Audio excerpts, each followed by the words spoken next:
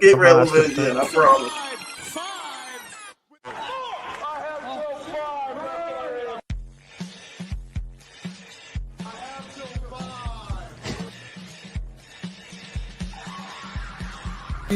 Hall of Famer Tito Santana. Hoping to give. Hello, hey guys. Hello there, my very good friends, ATB and Tan, till 5. Wedding my jeans, bro.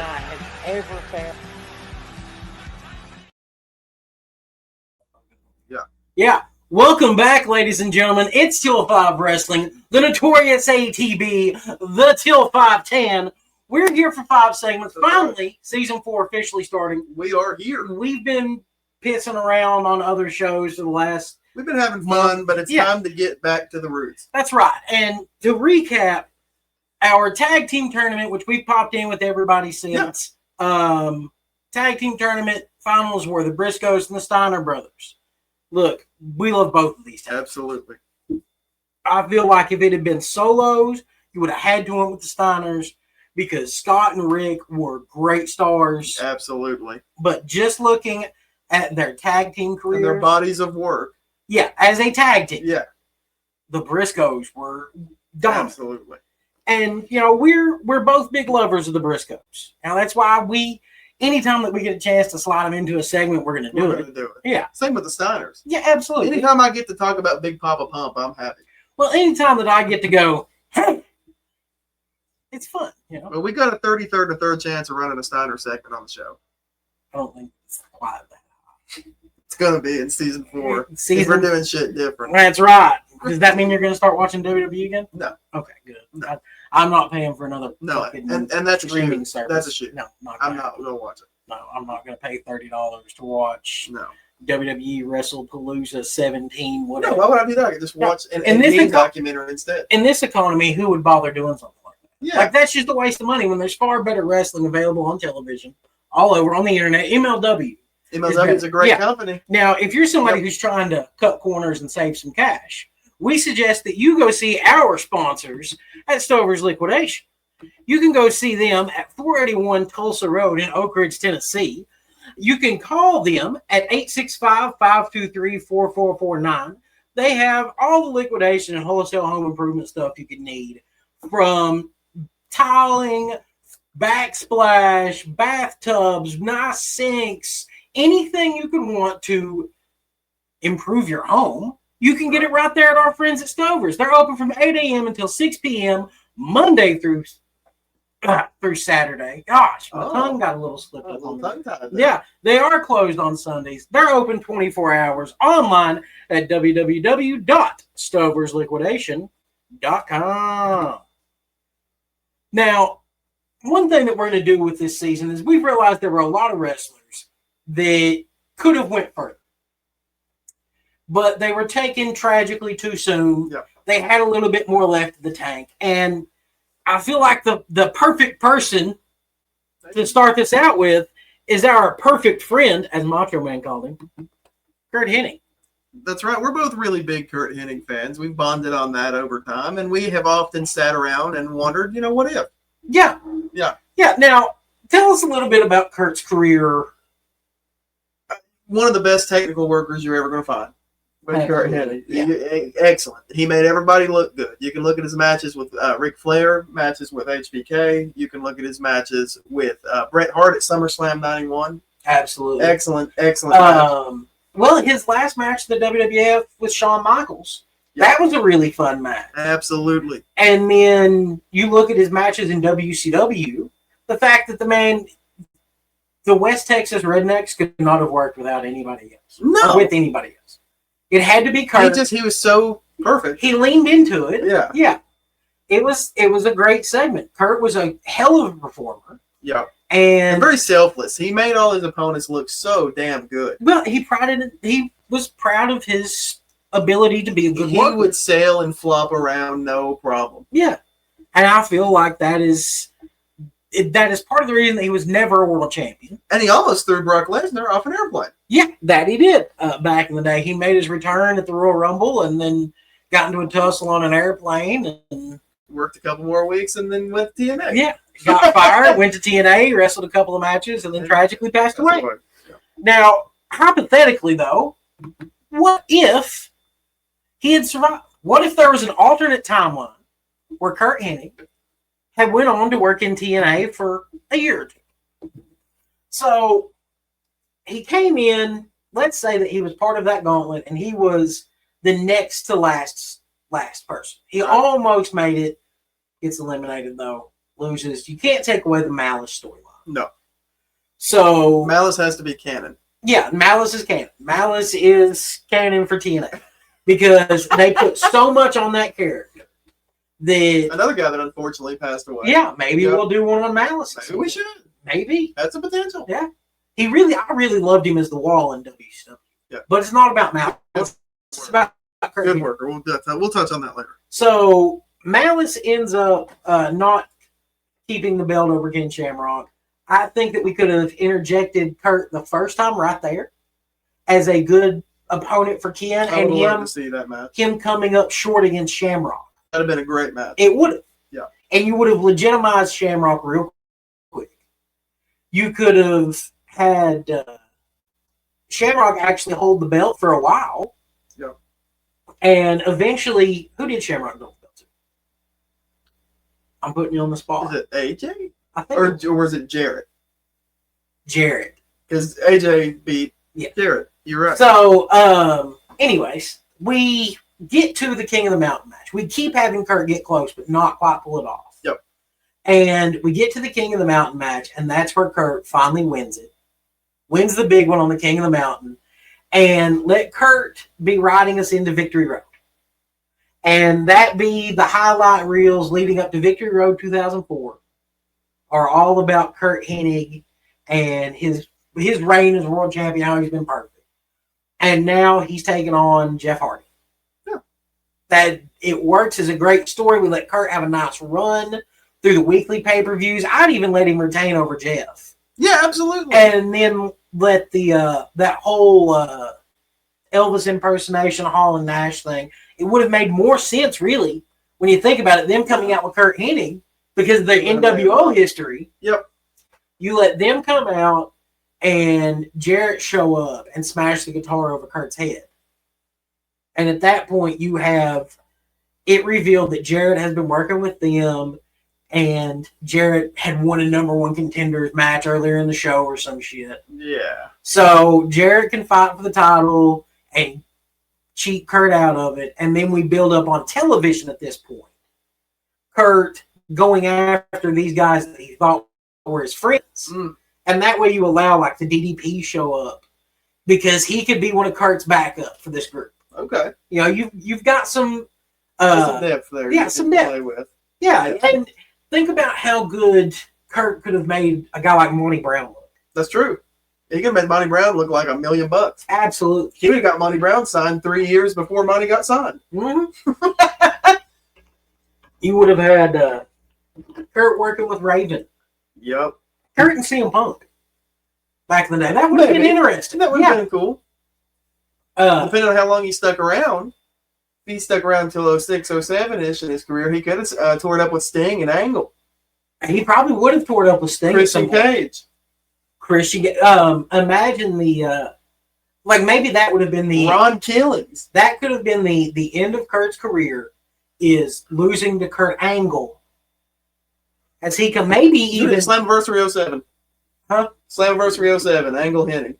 well Slammiversary 07 is Angle Hennig. Angle comes in after Curt and Samoa Joe had just had a match. And that's the stare down. And Curt Hennig slings Kurt Angle around. And he's like, no, I'm the one that's the star here. Me, I matter. Not Samoa Joe.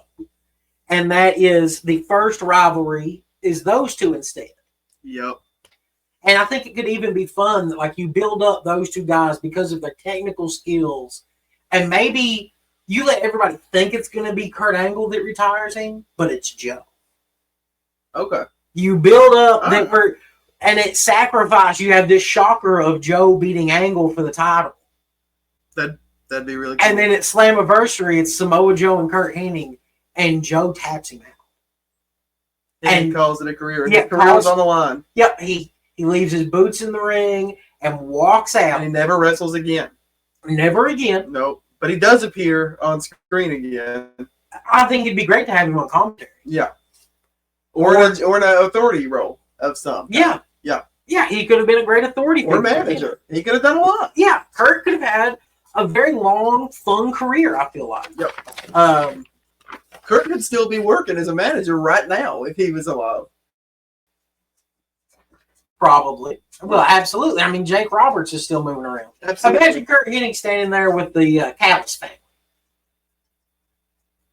And him sitting there like, ha, ha, you're right, Don. You're absolutely right. It's perfect. Yeah. He would be like a modern day Bobby Heenan. Well, I mean, with him, would AEW have needed somebody like Chris Jericho? What if they could have booked Curt Hennig as the manager? Well, Curt Hennig is like part of the company. Imagine Curt Hennig having a final run there like Sting did. Wow. That would have been really cool. And they would have been around the same age, I would imagine. But somewhere around there. Fuck it, put Rick Rude in there. What's Rick Rude doing? Well, Flair showed up in AEW. We could have had all sorts of fun, random Curt Hennig stuff. Yeah, Curt Hennig could have. He was taken tragically. And I think that if he would have not got taken the way he did, people would look back at him a little bit more fondly. I think that he's very underrated. Well, and if it hadn't been where he had a long career, and he kind of, as a fan who was watching back then, he felt like a washed-up guy. Yeah. Than somebody that I should. He was only 40 when he went to TNA. Yeah, and I mean, is it really that far-fetched to think that he could have wrestled for another 10 These guys are working until they're 50 these days. Yeah. 50, 60. Yes, absolutely. Curt Hennig and Brian Danielson in ROH. I'd like to see Curt Hennig go on an ROH run like Lance Storm and Jerry Lynn did. Just show up and work for like a year. Well, I like the James Gibson run. Yeah, that Gibson run. I tell you what, that could have been amazing for Curt to have been the guy to have come in. They got him re-signed in WWE quickly. Yeah. He was like a 10 or 11 month run? No, it wasn't even that. It was like 6. There you go. Yeah, because he only had the world title for 3 months. Man, he had some great matches. Yeah. Yeah, but he did. We digress. Yeah. Anyways. Now, if you all would like to meet the Till Fivers in person, we're actually going to be at Scarefest this weekend. And all sorts of fun to be had at Scarefest weekend, folks. Yeah. It's the sinister side of Comic-Con. You can go meet Chris Jericho. You can meet David Arquette. You can meet all sorts of stars like the cast of the Monster Squad, Robert Englund, Kane Hodder, Doug Bradley. All of your horror favorites are going to be under one roof, and that roof is going to be at Central Bank Center in Lexington, Kentucky, October 17th through the 19th. You can go there. You might get to see us if you go on Friday. So make sure to check out our good friends at Scarefest, and maybe you'll see us. If not us, you'll see Blackburn and Eldridge. Yeah, you'll see them. You'll see some content from all of us there shortly. All right, folks. Now, we're back to Tanner's favorite WCW rewatch. Yep. And I know he's so excited and he just can't hide. So excited. Yeah. So, our dark match here was Del Torborg and Johnny Swinger. Johnny Swinger's still working today. Del Torborg actually popped up not too long ago. Yeah, he popped up in the Call Your Shot Gauntlet a couple years Let's be ago. honest, he's not really that good. Never was. No. No, but Swinger Good can still baseball work. Yeah. He's a good batting coach. Yeah. Excellent. Got a World Series ring for it. Hey, good for him. More than I've got for it. The first official match, though, is Raven and Perry Saturn against Rey Mysterio and Billy Kidman and Dean Malenko and Chris Benoit. You've got Kidman and Mysterio, who are kind of frenemies at this point because they're fighting over the cruiserweight title. But they're also tag team. And Kidman's telling like, bruh, I can't help you all the time. I'm the cruiserweight champion too. I can't always be there for you. You've got Malenko and Benoit representing the Horsemen. Yep. And they've got Arn Anderson. Of course, Arn Anderson. Yeah, Arn Anderson's there. We will say his name. Take a shot every time you hear us say Arn Anderson. I dare you to take a shot every time we say Arn Anderson after this point. Yep. Right Starting now. Okay, so Arn Anderson is back with Benoit Malenko and manages to not actually help them win. Yep. We have great match. Canyon show up in a great match. We're planting some Jersey Triad seeds. Yeah. really odd rule that you can only tag in your partner in WCW's tag team triple threat. I guess that's how it works. Yep. Whatever. Okay. It's weird, but yeah, Raven and Saturn win a really good match. These three teams make it work. Second longest match on the card, best match on the card. It sets you up for failure if you're starting to watch this absolutely show. Does. Because then it gives you what Conrad Thompson referred to as one of the worst matches he's ever seen. Yep. And you have Conan against Stevie Ray with Horace Hogan. That's Conan used to be part of the NWO, but he no longer is. Now he's kind of a freelancer. Yeah. Sort of. So Conan actually picks up the win after 6 minutes. Terrible. Absolutely terrible match. The note for me here is that Rey Mysterio makes the save. Feel the animal seeds playing. Yeah. We're planting seeds. We're planting seeds for a lot of fun things to come in 99. And we got a lot of mulch and a lot of shit. Speaking of a lot of shit, WCW's hardcore division is up next. Yeah, this match was Bam Bam Bigelow versus Nasty Boy Brian Knobbs, and it fucking sucks. That's it. That's all I have to tell you about it. Well, there's the concussion spot. Yeah, there was a chair shot. Brian Knobbs gets concussed with a horrible chair shot. So check that out if you're into terrible things. Yeah.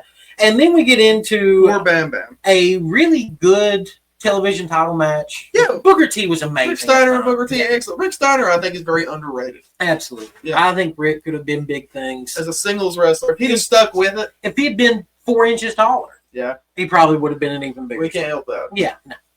But they have a good match. Surprisingly, Scott Steiner comes out to help his brother win this belt. But more seeds. More seeds planted. More seeds. Because Steiner has the NWO connection, and Booker T's brother is in the NWO. Yeah, we got some weird stuff going on. Well, then we get into Gorgeous George with Team Madness. That's Macho Man and Miss WCW, a.k.a. Molly Holly, taking on Charles Robinson with Ric Flair and Asia. Who was bigger than China. Yes, Asia is bigger than China. Is in fact bigger than China. Yeah. Just in case you didn't understand that reference. Gorgeous George wins. Yep. Not a lot to talk about here. Elbow spot. Yeah. Macho Man Randy Savage hit Charles Robinson with an elbow in this match. That cracked a rib. Yeah. Okay. It's the most brutal spot of his career. All right. There you go. And that match was pretty brutal to watch. It was brutal. 10 minutes of stupidity, folks. 10 minutes. Then we get into why that match got 10 and then Scott Steiner and Buff Bagwell only got 7. That's disgusting. I don't understand because Steiner and Bagwell had a lot of good build. They were doing fine. Yeah. The vignettes getting us through the match. There was a lot of story because these two guys have been a fun team for so long. But instead, Scott wins in 7 minutes after and Rick Steiner. Fine. I just wish I had more time. Rick Steiner shows up because somebody has to show up at the end of every match. That's how we're doing things. Yeah. The irony here is that Bagwell's neck injury was against Rick Steiner that took him out. Mm-hmm. And when he came back, he turned heel to join the NWO. And now he's left the NWO. And Rick's turning heel. We got a lot of internal NWO falling out and issues happening. Well, we've got a lot of problems. WCW didn't build anybody. That's true. So it's all right. We've got to. The main team is running rampant all over this paper. Yeah, the NWO's got to sprinkle apart. Yeah. So then we get into Roddy Piper and Ric Flair with Arn Anderson. Arn Anderson, take a shot. Yeah, Arn Anderson is there. You have Arn Anderson and shenanigans, of course, ensue. Right. But then Bischoff comes out. The Savior, Eric Bischoff, comes out. But this match is for the presidency. That Bischoff lost to Flair. But Bischoff's here. Yeah, and Bischoff was tired of the bullshit. He made a lot of bad decisions, and he wasn't going to let this fly. So Ric Flair becomes the president of WCW. Yeah. Anyways, then we get into the next match. Because, see, you had Ric Flair show up at the end of that, or Eric Bischoff show up at the end of that match. See? Well, there's another one. It's not 5. That's not 5, folks. Huh. What? All right. Don't go calling for the bell already. Jeez. The new producer's cutting the short. He's trying to. Man. It's Tricky Nick. Tricky Nick, brother. So we get into a match that had been built up as two legends. Yep. And it really was the WCW aces going at it. Yep. You've got Sting and Bill Goldberg one-on-one. And it goes for 8 minutes because Bret Hart shows up. The Hitman! Because what is the Come on. only thing going through Bret Hart's mind? Fuck Bill Goldberg. That's right. Bret Hart is there to fuck Bill Goldberg. And that happened on pay-per-view. Yes. Right there live. It was only like $29.99 back then. And it happened. Yeah. You can see it. There's probably an AI out there of it actually being. We'll see. Then we get to our main event. That's right. The longest match of the night. That was a disservice to the audience. It really Nash was. and DDP is the longest match. It was. And it only 18 minutes. It felt a lot longer than that. Yeah, man. I thought I was watching a 45-minute match. By the time it was over. DDP backstage made up with Bam Bam Bigelow as well. Jersey Triad. Sprinkling more Jersey Triad seats. Yeah. But let's recap here. Arn Anderson or Canyon in the tag team title match. Yep. Rey Mysterio in the next match. Mm-hmm. No one in the hardcore match. The fucking hardcore match that anybody would have been allowed in. Nobody shows up. Well, everybody was booked. Yeah. Then we get Rick Steiner and Booker T. Scott Steiner has Yep, to. Steiner Yeah. shows up. Gorgeous George, Macho Man has to get involved. That's true. Yeah, everybody's Team involved in Magic that one. gets Yeah. involved. Yep. And then Rick Steiner shows up. for his Reverse brother's it. match. Yep, Yeah. Rick's here. Put it down, flip it, and reverse it. And then we get Piper and Flair Arn Anderson. and Bischoff. And Asia, who is bigger than China. Yeah, Asia is in fact bigger than China. In case you weren't aware. And then Sting and Goldberg, we get the return of Tanner's favorite prophet, Bret Hart. We love Bret the Hitman Hart. I love Bret the Hitman Hart. I like Bret.